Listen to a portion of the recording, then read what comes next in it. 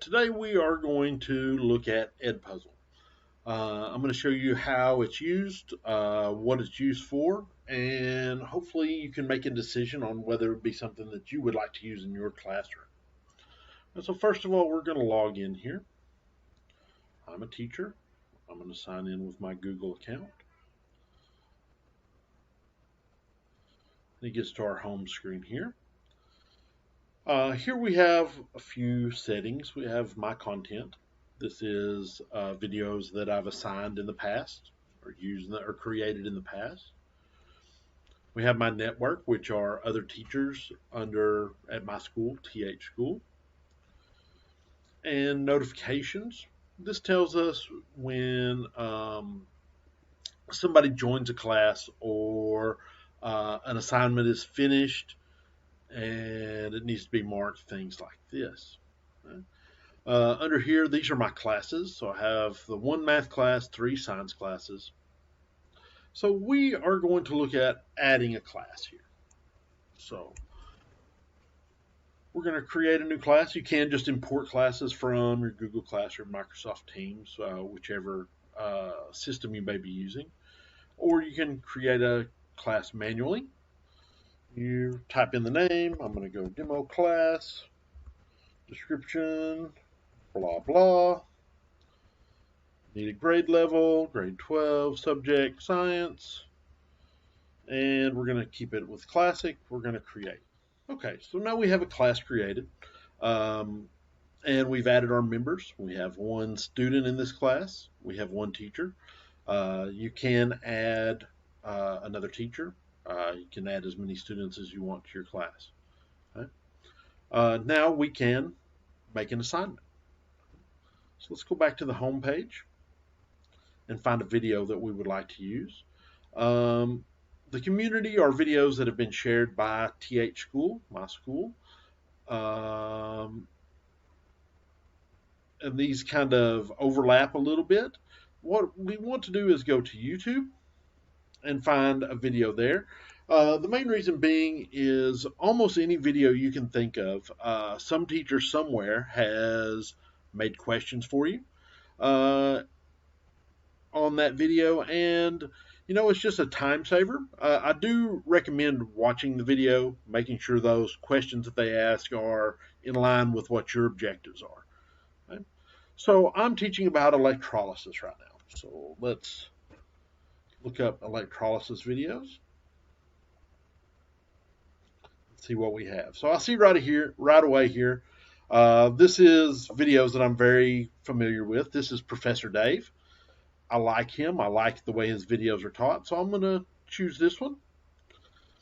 Once you choose, you can scroll down. You can see there are 6 people have made questions for this video. Okay. I'm not going to watch it right now. I'm just going to pick the first one just for sake of time. Okay. So here it is. It's got 14 questions. All right. I'm going to assign this. Click Assign. Go into my demo class. Assign to everybody, all 1 student. Okay. So I have English as a second language learners. So I do think that closed captions are very useful to them. I'm going to turn that on for them so they can actually see the reading. They can read and maybe get more out of it than they would listening. I can set my due date. I'm going to set it for tomorrow. Save. If this was a Google Classroom class, I could post this straight away to my Google Classroom and I would be done. We're done. I've clicked. I can click multiple classes if I want. I assign. Off it goes. All right, so this page, this is the assignment. Once I click into the assignment, I can see my students and I can see how much they've watched. Okay, this is a great way to monitor the students as they as they watch the video, as they answer the questions. You can see how far along. The students cannot skip ahead. They have to answer the questions before they move on. They are graded on this. So I feel like it's a very good way for them to engage them and have them be focused on the task at hand. Okay, they know their questions are coming. They know they need to watch for it. They know they're getting a mark for it. So um, there you have it. We have assigned our first lesson. We've got Professor Dave teaching us about electrolytes. Okay, so now I've switched over to the student view of this thing. So we're watching Professor Dave. He's been going over his stuff. To conduct electricity and is therefore called a We watch until we get non-electrolyte. to a question here. The video stops. There's no controls for the video. You can't move on until you answer this question. You don't have to answer correctly. If you didn't quite get it, you can rewatch it. Okay, so this is what the student view looks like. They watch the video, they answer the questions. Multiple choice questions are automatically scored for you. Big time saver. So really good tool here as far as getting questions asked and marking being done for you. All right, I'm going to finish up with this last little bit here. I've run out of time. But another thing that makes this a very valuable tool, you can monitor your students. You can see how much they have completed.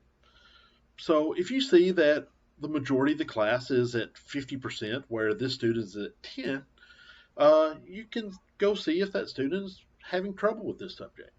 Maybe help them along, or maybe if they're just off task, you can urge them to move on with their work. So it's a really good tool for monitoring. You don't have to walk around from computer to computer to see if they're doing right. You can see it right here on your screen, all of the students at the same time. And like I say, this is a great tool. There's so much more I could go into. I just don't have enough time. But thank you for listening. I hope you enjoyed.